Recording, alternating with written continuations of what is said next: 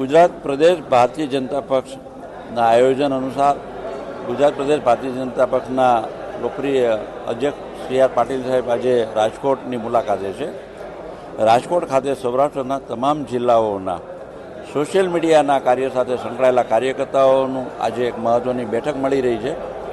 વડાપ્રધાન નરેન્દ્રભાઈ મોદીએ જે ગેરંટી સાથે કાર્યો કર્યા છે અને આવનારા સમયમાં વિકસિત ભારતના સ્વપ્નને 2047 પહેલાં સાકાર કરવાની દિશામાં આગળ વધી રહી છે, ત્યારે જે રીતે અમને સૌરાષ્ટ્રને સૌની યોજના કે એક લાઇફલાઇન કહી શકાય એવી માં નર્મદાના પાણી આજે સૌરાષ્ટ્રના ગામે ગામ ફરી વળ્યા છે અને સૌરાષ્ટ્રને પીવાના પાણીની સમસ્યા જે ભૂતકાળ બની ગઈ છે. ગુજરાતની સૌથી પહેલી એમ એ પણ રાજકોટને આપવામાં આવી, ઇન્ટરનેશનલ એરપોર્ટ એ પણ રાજકોટને આપવામાં આવ્યું છે. ત્યારે આવા રાજકોટ લોકસભા મતક્ષેત્રની મુલાકાતે પ્રદેશ અધ્યક્ષ સી આર પાટીલ સાહેબ આવતા હોય ત્યારે રાજકોટ ખાતે એક વીવીપી કોલેજ ખાતે એક કાર્યક્રમ યુવા કાર્યકર્તાઓ સાથે સોશિયલ મીડિયાનું કાર્ય સંભાળતા મિત્રો સાથે એક પરિસંવાદ એમનો યોજવામાં આવ્યો છે. એમાં ઉપસ્થિત રહી પાટીલ સાહેબ અને સંબંધિત પ્રદેશ સંગઠનના આગેવાનો માર્ગદર્શન આપશે.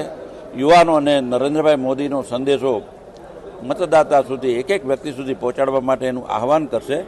અને જે રીતે પ્રદેશ અધ્યક્ષીએ કેન્દ્રીય નેતૃત્વને ખાતરી આપી છે કે 5 લાખ કરતાં વધુ મતોથી અમે 26 બેઠકો લોકસભાની જીતીશું, એ મને લાગે છે કે એ સ્વપ્ન એ સંકલ્પને સાકાર કરવા માટે જે રીતે જોમ જુસ્સો અને ઉત્સાહ અમારા કાર્યકર્તામાં જોવા મળી રહ્યો છે, એ કાર્યકર્તાનું સંબોધન સી આર પાટીલ સાહેબ કરવાના છે. ત્યારબાદ ઇમ્પિરિયલ પેલેસ હોટલ ખાતે રાજકોટના મીડિયાકર્મીઓ સાથે, પ્રિન્ટ ઇલેક્ટ્રોનિક માધ્યમોના મિત્રો સાથે, મીડિયાકર્મીઓ સાથે પણ એક સ્નેહ મિલન, શુભેચ્છા મિલનનું આયોજન કરવામાં આવ્યું છે. આમ સત્તાવાર રીતે એમના 2 કાર્યક્રમો છે.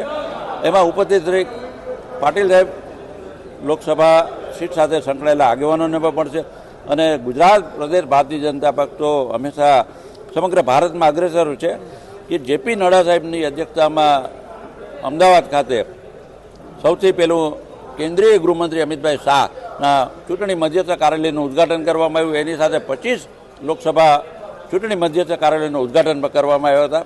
ભારતીય જનતા પક્ષના કાર્યકર્તાઓ એકાદ મહિના પહેલાંથી જ કામે લાગી ગયા છે.